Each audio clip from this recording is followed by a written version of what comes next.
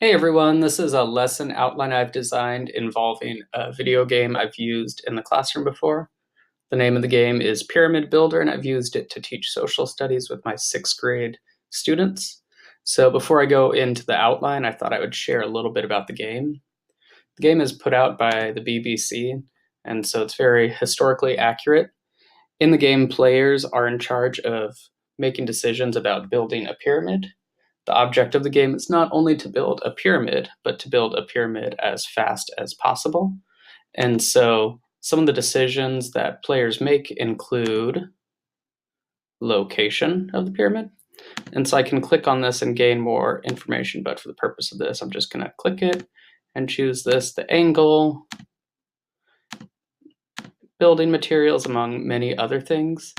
And what I like about the game in terms of learning is that it doesn't tell me if my pyramid would be built, and if so, how fast it would be built until the end of the game. So players and students have to be very methodical in the decisions they're making and have to really take notes to determine what worked and what didn't. And so to go back to the lesson outline before we go back to the game, I would have students first learn the instructions and kind of figure out how to play the game. I would probably display this, and all the resources I'm using can be found in my outline. But I would have students play the game. Once they completed the game, they'd raise their hand, and then the teacher would record the high score. Because again, the purpose of the game is to see how fast a pyramid can be built. And so I feel like this is a way to engage students that might not otherwise be engaged in the content. And so it'd be easy enough to record student names and scores to be displayed throughout the period. So as I mentioned, a lot of decisions have to be made. And so I've also made a note-taking form for students to fill out while they're completing the game. And so this could be printed, and that's what I did in the past, but it could also be done on the Chromebook.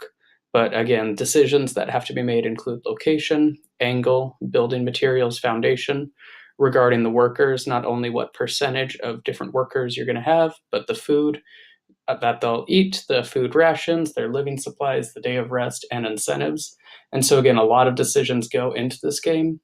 And as you can see, the game is fairly text based, but what I do appreciate about it as well, in terms of an entertainment value, is there's this Nile expedition game within it. This is where you have to go up and down the Nile to get your supplies.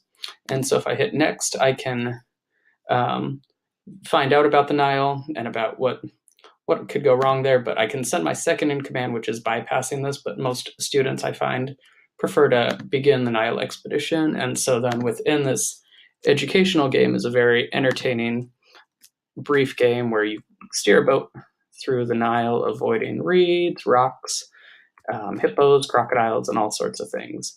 And so you can kind of see on the right hand, it's showing my damage. Don't have any damage yet, but if I go here and run through the rock, my boat's going to take some damage. And it's also going to show how long it's taken me. So kind of a fun, entertaining break within the game. And then going back to the lesson, so while students are playing, again, the teacher will kind of record scores. Let me show you an example. So when I'm done with the game, it shows me how long the food will last. It'll also show me how happy my workers will be. So it's estimated it'll take 24 years. I just kind of clicked through. And so the students then would watch their pyramid be built. Every once in a while, a disaster might happen. And so here we go, disaster strikes. My workers have been wiped out by the plague. So unfortunately, it's going to take some time. But if we continue building, a swarm of locusts, another disaster. So this is kind of a fun way to make the game a little more random. But as you can see, I was able to build a pyramid in 28 years. So once a student reached this point in the game, I would have them raise their hand, and then I would record their score. I'll use my name here, and let me check. Yep, 28 years. So then all students would kind of have a mark to go against. So the principle of learning I definitely see in this game is the probing principle. students have to really kind of test hypotheses as they're going through the game. So, for instance, if they're not taking notes as they go through each time and they're just kind of randomly making decisions, chances are they're not going to build a pyramid that is built in 28 years or really at all, depending on the angle or how they are treating workers, incentivizing them, all that. So I really encourage students to probe during this game and to test a hypothesis by changing just one small thing between times. Students sometimes need hints, and I usually tell them to focus on these first three before moving on to the other ones.